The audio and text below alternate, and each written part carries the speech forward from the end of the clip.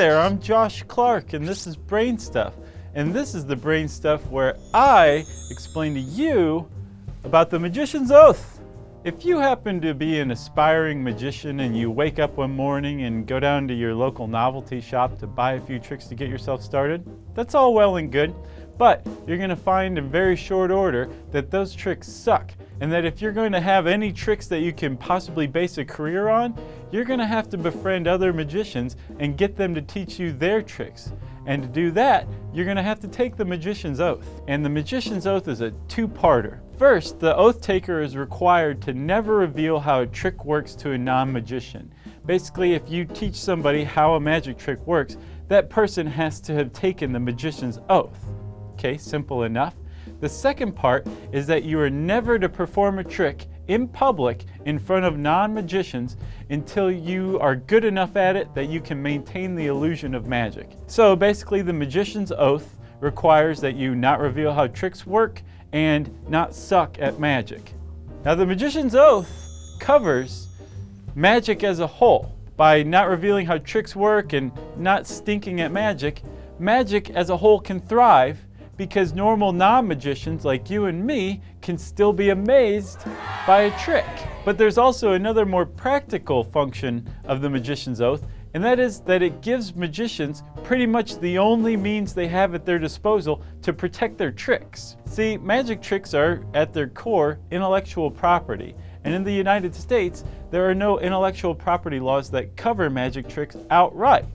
Now, a magician can go down to the US Patent and Trademark Office and file for a patent for a magic prop, say like a box that you use to saw a person in half with, but this presents the magician a conundrum.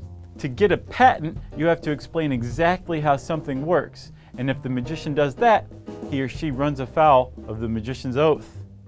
There are also some other low-level government protections. For example, a magician can file for a copyright for the choreography or the dialogue that goes along with the trick, and actually Teller, one half of the magic duo Penn and Teller, successfully sued another magician for infringement on his shadows trick. It's a pretty awesome trick, you should check it out.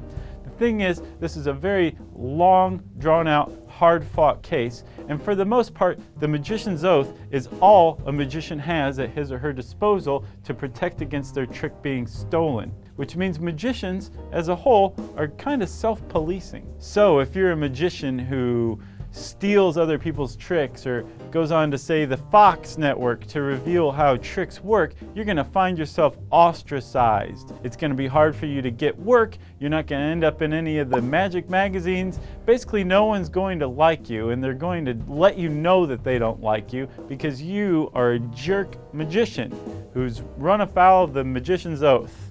Now, you would think that this would probably work to keep magicians in check, but you would be wrong. In fact, theft is rampant in the field of magic.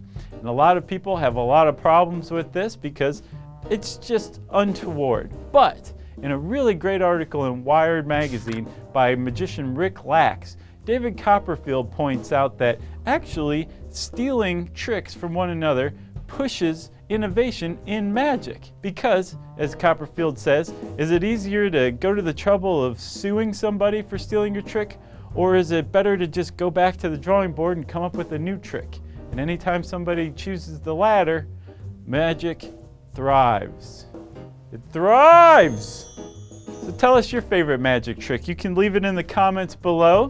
While you're here, you might as well subscribe. What's your problem? Just do it. And for just total awesomeness all the time, go to the mothership, HowStuffWorks.com.